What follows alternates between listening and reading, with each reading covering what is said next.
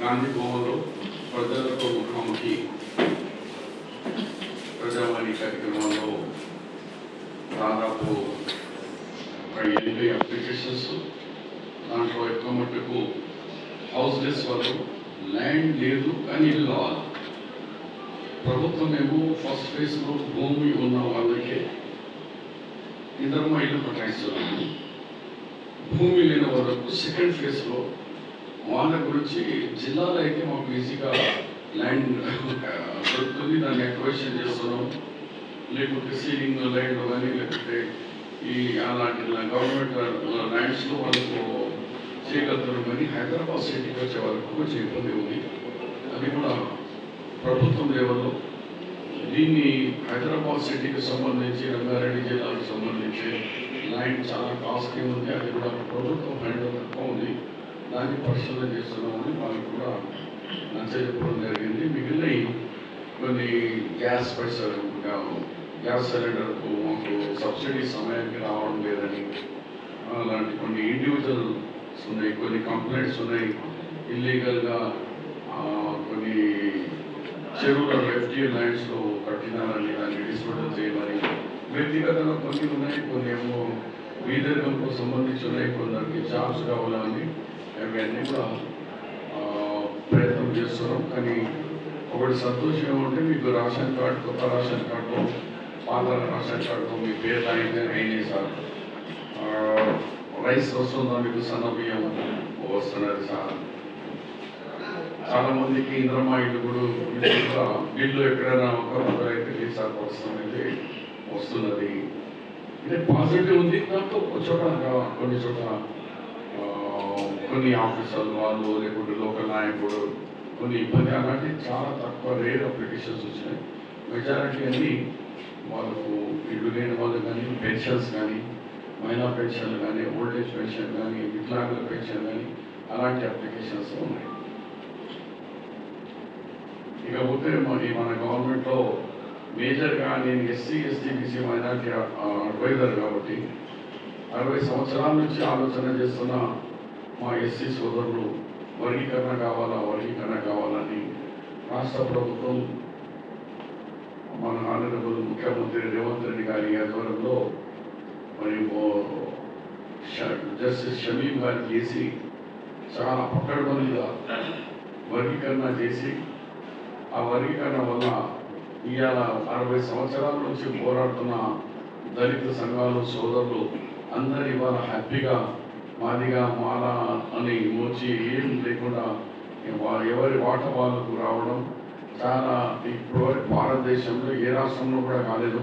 కానీ మన రాష్ట్రంలో ఈ సక్రమంగా ఈ చేసినందుకు, వర్గీకరణ కంప్లీట్ చేసినందుకు దీంట్లో పాల్గొన్న అధికారులకు కానీ, మరి ముఖ్యంగా ముఖ్యమంత్రి గారికి, క్యాబినెట్కు, అసెంబ్లీ ఎమ్మెల్యేస్ అండ్ ఎమ్మెల్సీస్ అందరినీ కూడా పీస్ఫుల్గా సెటిల్మెంట్ చేసినందుకు మీ ద్వారా వాళ్ళకి అందరికీ ధన్యవాదాలు తెలియజేస్తున్నాను. అలాగే బీసీ సంఘాల్లో కూడా రాహుల్ గాంధీ చెప్పిన తర్వాత అందరికీ ఒక ఆశ వచ్చింది.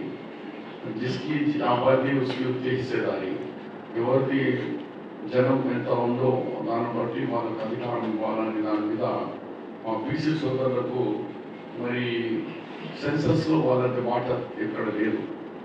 ఎస్సీ, ఎస్టీ, ముస్లిం వరకే ఉంది కానీ నేషనల్ సెన్సస్లో, కానీ స్టేట్ వాళ్ళు కానీ ఇది భారతదేశంలో ఫస్ట్ టైం తెలంగాణ ప్రభుత్వం గవర్నమెంట్ ఉద్యోగాలతో, ఏది ప్రైవేట్ ఏజెన్సీతో కాకుండా గవర్నమెంట్ ఉద్యోగాలతో మరి 1,04,000 మందిని అధికారంలో పెట్టి వాళ్ళు పకడ్బందీగా ఒక 10 హౌసెస్ అలాట్ చేసి మరి దాన్ని సెన్సస్ చేయడం, ఆ సెన్సస్ ఆధారంతో మనకు ఎన్ని పర్సెంటేజెస్ అని కూడా తెలిసి దానికి 56% ఈ రాష్ట్రంలో బీసీలు ఉన్నారు.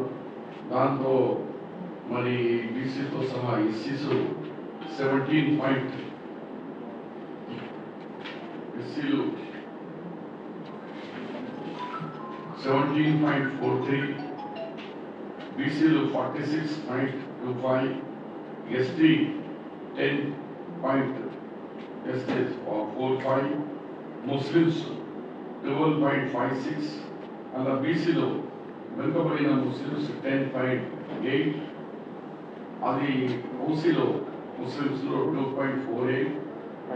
దాన్ని బట్టి టోటల్ బీసీస్ 56% అయిపోతున్నారు. ఇది కూడా ఇంత క్లారిటీగా భారతదేశం అంతా ఎంపీస్ ఉన్న లోక్సభలో కూడా ఈ డిస్కషన్లో పవర్ ప్రెజెంటేషన్ గౌరవ ముఖ్యమంత్రి గారు క్యాబినెట్ మంత్రులు అందరూ కలిసి ఇచ్చినప్పుడు రాహుల్ గాంధీ నుంచి మొదలు పెట్టుకుంటే ఆనరబుల్ ఏసీసీ ప్రెసిడెంట్ ఖర్గే గారు ఆల్ ఇతర రాష్ట్రాల ఎంపీలు కూడా అందరూ మాకు కూడా ఇలాంటి సర్వే కావాలని దేశమంతా తెలంగాణకు శభాష్ తెలంగాణ అని సక్సెస్ఫుల్గా చేసినారు. దీన్ని బట్టి ఇప్పుడు పంచాయతీరాజ్ ఎలక్షన్ విషయంలో కూడా ఎల్లుండి బీఏసీ మీటింగ్ జరగబోతుంది. దాంట్లో కూడా ముఖ్యమైన నిర్ణయాలు ఉంటాయి. దాని తర్వాత క్యాబినెట్లో కూడా డిస్కషన్ ఈ 42% మీద ఈ 44% వరకు రిజర్వ్ చేసి బీసీలకు కూడా ఈ వాళ్ళకు అధికారం ఇవ్వాలని ఆలోచనతో రాష్ట్ర ప్రభుత్వం ముందుకు పోతుంది. అలాగే బీజేపీ నాయకులు కొందరు ఇప్పుడు చూసే బీసీల ముస్లిమ్స్కు రిజర్వేషన్ తీసేయండి అప్పుడు మీకు సపోర్ట్ చేస్తామా అని. బాబు ఈ బీసీ రిజర్వేషన్ ఇవ్వాలా ఇచ్చింది కాదు. బీసీ రిజర్వేషన్ మన స్వతంత్రం రాకముందు హంటర్ కమిషన్ ఉండే, దాని తర్వాత కలెక్టర్ కమిషన్, 1951 కమిషన్, తర్వాత తెలంగాణ ఆంధ్రప్రదేశ్ 71 మురళీధర్ కమిషన్. ఆయన హయాంలో కూడా మన తెలంగాణలకు మనకు నూరు భాష నేత అండ్ దుదుకుడు లతాఫ్ ఇలాంటి వాళ్లకు 1971 నుంచి రిజర్వేషన్ ఉంది. గవర్నమెంట్ ఆఫ్ ఇండియా అప్లికేషన్లో భారతదేశం స్వతంత్రం రాకముందునప్పటి నుంచి కూడా మన పద్మశాలి సోదరులు గొడ్లనే వాళ్ళకు అన్సారీ, ఖురైష్, హజాం, దోబీ ఇది మొదటి నుంచి సెంట్రల్ గవర్నమెంట్లో ఈరోజు కూడా ఉంది. మళ్ళీ నేను అంటున్నాను, మరి మీ గుజరాత్లో ఉంటుంది, మన మోదీ గారి పార్లమెంట్ వారణాసిలో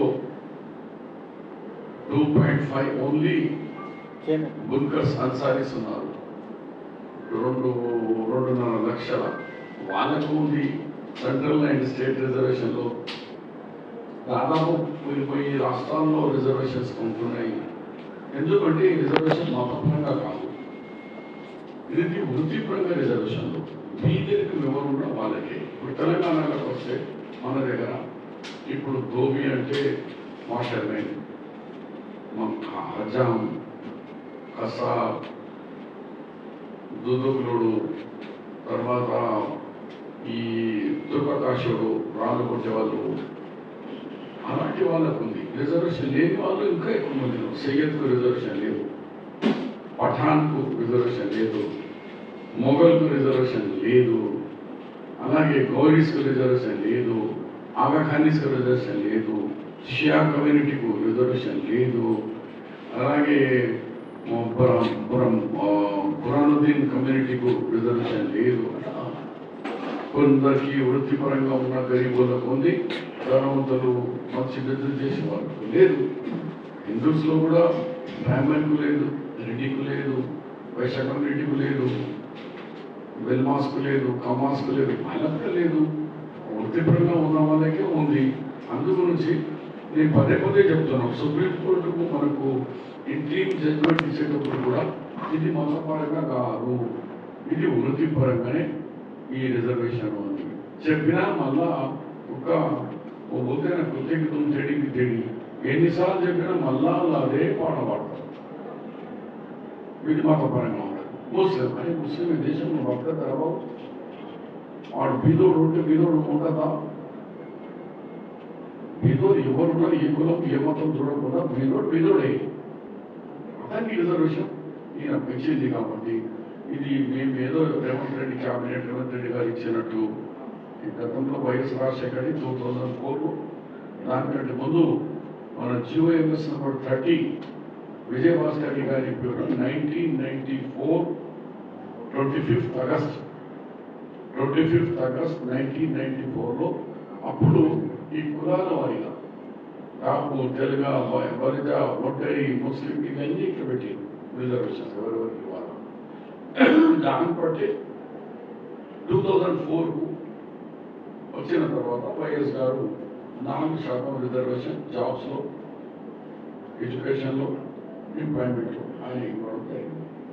కానీ ఇప్పుడు ఇది అయితే ఇది పెడతామని ఈ ఆరోపణలు టోటల్ ఫాల్స్.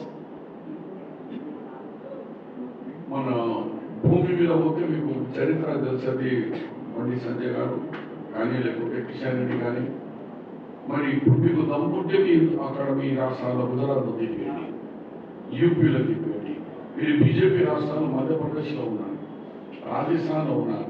అక్కడ ఏం లేకుండా ఒకటి ఈయనసి తెలంగాణలో మాట్లాడుకున్నారంటే మీరు నేషనల్ పార్టీయా కాదా? కేంద్ర మంత్రి కాదండి. కేంద్ర మంత్రి కాన్స్టిట్యూషన్తో నడుస్తాడు. మీరు పార్టీలో మాట్లాడుకోండి, కానీ గవర్నమెంట్ స్టేట్ ప్లాట్ఫామ్లో ఒక మతానికి పట్టుకొని వీళ్ళు గరీబ్ ఉన్నా కానీ వీళ్ళు ఈ మతంతో ఉన్నారు కాబట్టి నేను వీళ్ళకు యాక్సెప్ట్ చేయమన్నది ఇది దీని గవర్నమెంట్ కాదు. ఇప్పుడు ముందు గురించి చెప్పిన కల్చర్ కమిషన్, హంటర్ కమిషన్, అలాంటి చాలా కమిషన్లు వచ్చినాయి 51 వరకు. మరి బ్రిటిష్ పీరియడ్ నుంచి కూడా కేరళలో కానీ ఆ రాష్ట్రాలు తమిళనాడు అప్పటి నుంచి కూడా రిజర్వేషన్స్ ఉన్నాయి. కింద రిజర్వేషన్స్ ఉన్నాయి. ఎస్సీ, ఎస్టీ, బీసీ మైనారిటీలో ఈ రాష్ట్ర ప్రభుత్వంలో వాళ్ళ లాంగ్ పెండింగ్ ఎస్సీ వర్గీకరణ, బీసీ సెన్సెస్, అలాగే మైనారిటీస్కు డెవలప్మెంట్ యాక్టివిటీస్లో కానీ ఇవాళ కొందరు అంటున్నారు మంత్రి ఇవ్వలేదు, మైనారిటీకి లేదంటే మైనారిటీ అనేది భాగం అలా కాదు, రాష్ట్రంలోనే ఉంటారు. ఫ్రీ బస్ అందరు మహిళలు పోతున్నారు, హిందూ మహిళ పోతే ముస్లిం మహిళ పోతున్నది. సన్నబియ్యం అందరికీ సన్నబియ్యం వస్తుంది. కొత్త రేషన్ కార్డు అందరికీ కొత్త రేషన్ కార్డు వస్తుంది. కులం మొత్తం లేదే లేదు దీంట్లో. ఓన్లీ ధనవంతులు బీదవుల మధ్యనే ఉన్నది రేషన్ కార్డు. అలాగే మనకు ఇంద్రమ్మ ఇల్లు అందరికీ భూములు ఎలిజిబిలిటీ ఉన్న వాళ్ళకి అందరికీ ఇంద్రమ్మ ఇల్లు ఇస్తున్నాం.